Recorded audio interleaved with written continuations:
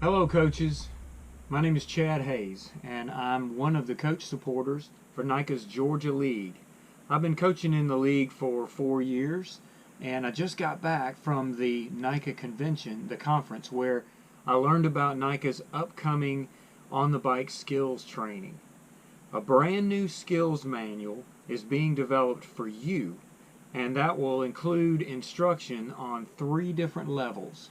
On the bike skills instruction 101, 201, and 301.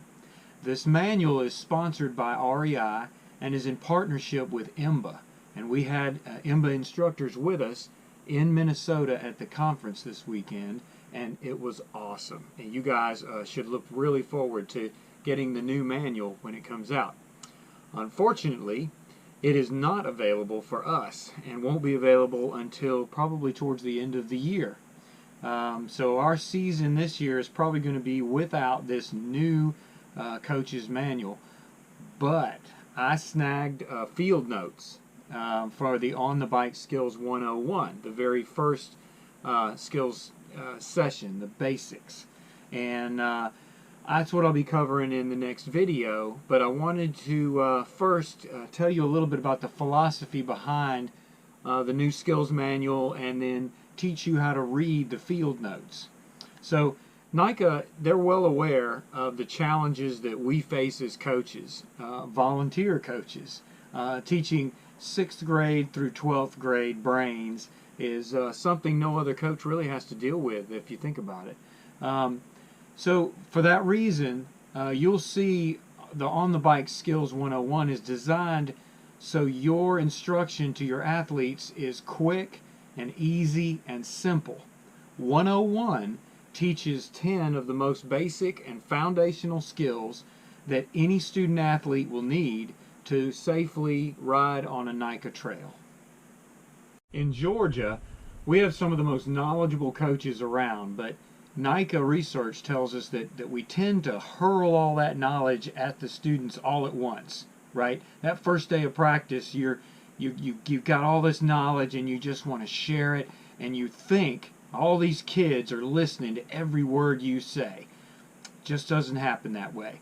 And NICA, through their research and through feedback from us, they've developed this new On the Bike Skills 101 that has a new method for presenting each skill that I like, and I think you will too. So let's look at it, if you will. The method for presenting each skill. First, they want you to name the skill. Then they want you to explain where and when and why it's used. Then they want you to have teaching points with the bike in front of you and with a static demonstration with the bike there with you. You're demonstrating it for the kids, the skill that you're trying to teach them. Then they want you to offer a moving demonstration. So you'll take the bike and come past them or towards them, demonstrating the skill that you want them to know. The one thing they did emphasize is when you're doing that one skill, demonstrating it, don't say anything. Just do the skill and let them watch you do it. They'll learn from watching you, but if you're talking while you do it, they'll pay attention to what you're saying and not look at what you're doing. So try to do the skill when you perform it in front of them without saying anything. Just perform the skill. Then they would like you to prompt for questions, see if you have any questions.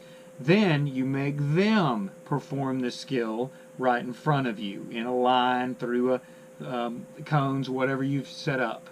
And then after that, you prompt for questions, any questions that they have. And if there are any progressions, any advancements that are prudent at that moment, you can go ahead and do those. But they really stress that once you teach a certain skill, if there are no questions, move on. Move on to finish out all the essential skills, and then you can come back and coach at a higher level to the kids that have questions or concerns or things like that. Now let's talk about the 3 key essentials.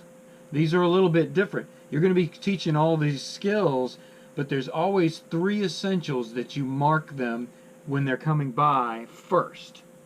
You look at whether they have level pedals, You look and make sure they have fingers covering the brake levers, and you make sure they've got their heads up and eyes forward.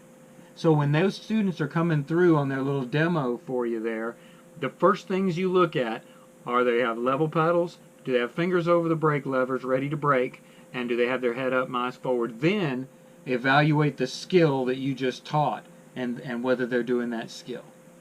So these are the first things that you'll always look at when you evaluate. So now let's recap. On the Bike Skills 101 is all about keeping it simple and teaching the basics. You can get more advanced after you've covered all the basics and assess the students for those basics. So what's the method for teaching each skill?